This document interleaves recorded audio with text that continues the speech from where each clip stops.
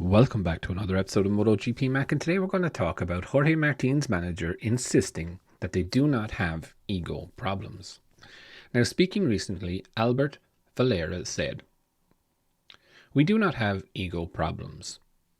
When you have too much of ego problems, it prevents you from seeing things clearly, sleeping well, and makes you waste time getting angry over comments like this.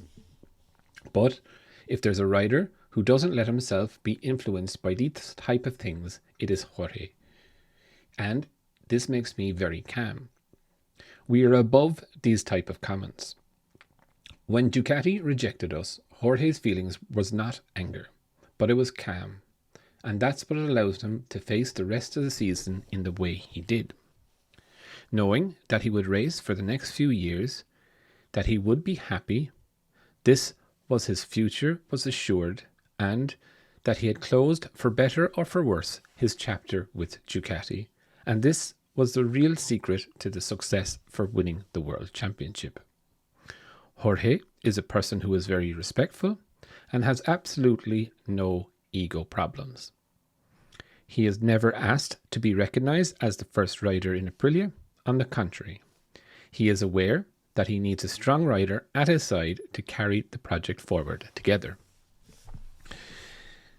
Now for me, every rider has ego. It is simple as that. Jorge Martin has never, in my opinion, been one who has said that he was not overconfident or cocky or had an ego. In all the years of the racing, I've actually, we've commented on it a few times that he let himself get way too ahead of himself in many times. Now in 2024, he was an awful lot better working with the sports psychology coach, and all of this seemed to be a lot more head in the game, not getting carried away, not getting ahead of himself and letting that ego pop out. Jorge does have an ego. All riders have an ego.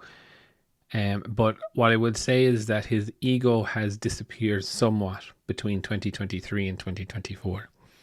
What is going to happen in 25? Is that ego, or is that confidence going to turn into humbleness after, being left behind, we would think, by Mark and Pecco?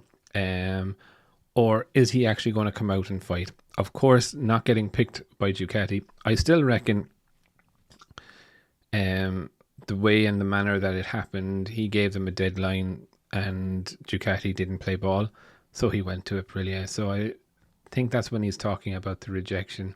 But the other side of the coin is he does want to rub it in Ducati's face as much as possible. That was the main driver. It was actually what we would call spite. What was the one that drove him to win the title. He was going to beat Pecco at all costs, regardless of what happened, because he wanted to take that number one. He's running the number one. Well, I like that he's running the number one, but a good chunk of it is to piss Davide Tardazzi off. But I would definitely love to know your thoughts. What do you think of Jorge Martin's manager's comments? And do you think he has an ego? Definitely leave your thoughts in the comments below. And I'll be back again tomorrow with another video.